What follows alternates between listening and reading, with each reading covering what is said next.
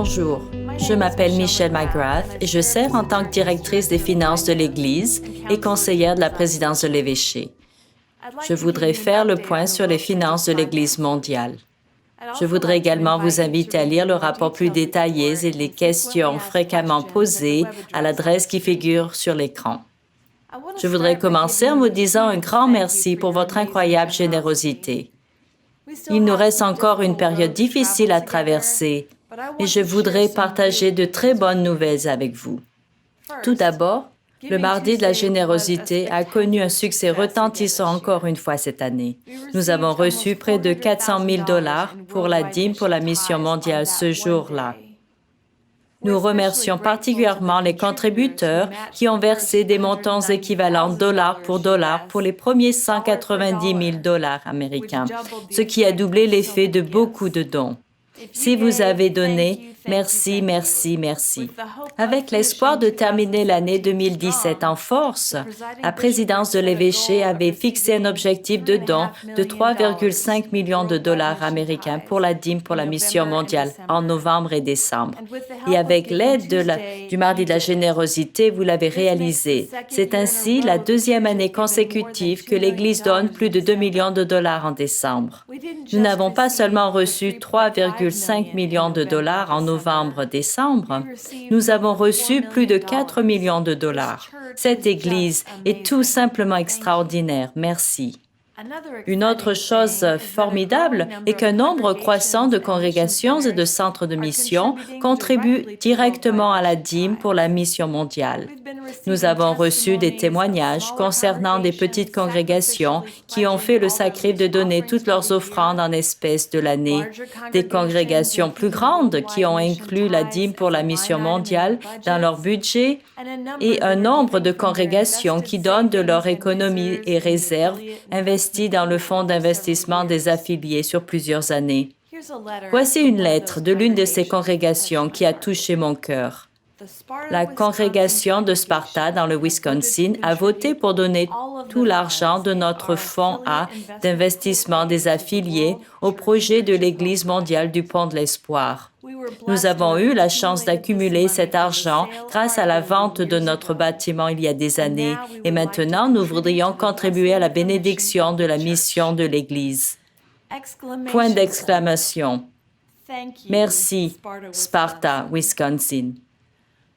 Plus de 60 congrégations et centres de mission ont fait des dons ponctuels en 2017 et 30 autres se sont engagés à contribuer en 2018. Au total, c'est près d'1 million de $. Cela nous rend humbles de voir comment votre générosité collective et communautaire fait une grande différence dans la vie financière de l'Église. Les contributions totales à la dîme pour la mission mondiale pour 2017 étaient de près de 14,9 millions de $. C'est un témoignage incroyable de notre capacité collective à donner d'une manière qui fait une réelle différence. C'est pour cette raison que nous avons fixé l'objectif de dîme pour 2018 et 2019 à 14,7 millions de $. Nous l'avons fait l'année dernière et je sais que nous avons ce qu'il faut pour le refaire. Les contributions durables à la dîme pour la mission sont la première et plus importante sorte de dons que nous pouvons faire ensemble. Notre deuxième objectif financier est de faire le lien avec l'avenir de l'Église. Vous vous souvenez que la présidence de l'évêché a regroupé le financement des responsabilités de l'Église concernant les retraites et la construction de nos dotations dans le projet du Pont de l'Espoir.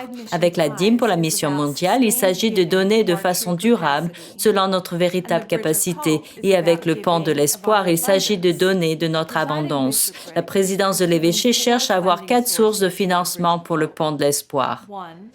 1. Les contributions et les promesses de dons des personnes, des familles et des juridictions. 2. Le produit net des ventes immobilières à travers le monde. 3. Le produit de la vente de biens historiques. Et 4. Le soutien du budget annuel pour la mission mondiale. Et voici une autre bonne nouvelle. En incluant le produit net des ventes immobilières, un peu plus de 4 millions de dollars ont été reçus pour le projet du Pont de l'Espoir depuis septembre dernier aux États-Unis et au Canada. De plus, les contributions et les promesses de dons arrivent toujours faites par des personnes, des familles et des juridictions à travers le monde qui ont identifié une abondance financière dans leur vie et qui ont voulu aider à assurer un avenir plus durable à l'Église. Nous nous engageons à respecter nos engagements envers ces ministres dévoués et ces membres du personnel qui ont travaillé pour l'Église, souvent au prix d'importants sacrifices personnels. Nous progressons bien vers notre objectif, annoncé par le président Steve Visey en septembre 2017, de collecter 115 millions de dollars pour notre responsabilité non financée concernant les retraites. Nous vous avons informé lors de notre dernière mise en jour en novembre que la vente du manuscrit de l'imprimeur du Livre de Mormon avait rapporté 31,5 millions de dollars pour atteindre cet objectif. Lorsque l'on ajoute les ventes immobilières et la dîme pour le Pont de l'Espoir reçu et redésigné, nous avons reçu 8 millions de dollars de plus. Donc, il nous reste encore environ 75 millions de dollars à financer. Des donateurs généreux ont promis 34 millions de dollars pour atteindre cet objectif. Donc, il nous reste encore 41 millions de dollars à collecter et nous travaillons dur pour y arriver. Nous avons fait de grands progrès, mais nous avons encore beaucoup de chemin à faire. Nous travaillons au plan et le plan fonctionne bien. Voici une autre bonne nouvelle.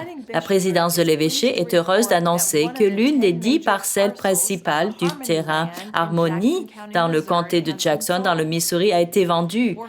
474 acres ont été vendus pour 2,4 millions de dollars, soit 1% de plus que la valeur estimée. Étant donné que la valeur estimée figure déjà dans nos livres, ce résultat ne représente qu'une légère augmentation dans nos actifs nets, mais la vente convertit des biens immobiliers non liquides en titres de marché qui rapporteront des revenus d'investissement à l'avenir. Cela soutient notre objectif de renforcer les dotations. Ceci représente la première vente importante de la propriété Harmony depuis la vente de Homes for Whitaker en 2014. Whitaker construit maintenant des maisons sur le terrain. C'est encore une bonne nouvelle parce que l'Église reçoit un produit de vente supplémentaire lorsque les maisons se vendent dans ce développement. Je voudrais aussi faire un point sur le travail du Conseil des finances de l'Église mondiale qui s'est réuni le 22 février. Le Conseil des finances a examiné le statut de l'audit de l'année fiscale 2017. Le travail d'audit est maintenant terminé et la première présidence et la présidence de l'évêché attendent que le cabinet d'audit indépendant publie le rapport. Bien que le rapport ne soit pas définitif, les résultats indiquent que les actifs nets de l'Église mondiale, c'est-à-dire le capital ou la valeur nette de l'Église, ont augmenté de 4 millions de dollars entre le 30 juin 2016 et le 30 juin 2017. Et ça, c'est une bonne nouvelle. En plus de recevoir une mise à jour sur l'audit de l'année fiscale 2017, le Conseil des finances de l'Église mondiale a reçu des informations sur le déroulement de l'année fiscale 2018. C'est encore une année difficile. Nous avons réalisé que nous devions de nouveau faire une réduction budgétaire pour avoir un budget pour la mission mondiale neutre et durable. Bien que nous soyons d'abord concentrés sur des réductions non liées au personnel et bien que la réduction finale ait été inférieure aux 5 millions de dollars estimés initialement, nous regrettons malgré toute la perte des ministres et membres du personnel dévoués qui ont été licenciés. Nous les remercions beaucoup pour leur talent et leur contribution et ils nous manquent chaque jour. À ce stade, les dépenses sont gérées dans le cadre du revenu disponible. Nous n'avons pas eu à emprunter quoi que ce soit sur notre ligne de crédit depuis qu'elle a été remboursée en septembre. Le Conseil des finances de l'Église mondiale a également exprimé son accord pour changer notre année comptable et passer d'une année fiscale qui se termine le 30 juin à une année civile qui se termine le 31 décembre. Cela sera mieux aligné avec nos contributeurs, nos congrégations et nos centres de mission. Le Conseil a également exprimé son accord pour passer à un format d'audit qui ne représente pas les informations financières de l'Université Graceland consolidées avec, c'est-à-dire combinées avec, celles de l'Église mondiale. Au lieu de cela, la présidence de l'évêché travaille avec notre cabinet d'audit pour présenter un état financier distinct et Graceland continuera à présenter son propre état financier. Cela rendra les informations financières de chaque entité beaucoup plus transparentes et faciles à comprendre. Comme annoncé dans la mise à jour de novembre 2017, une équipe multination a été chargée d'explorer un nouveau modèle de financement possible pour l'Église.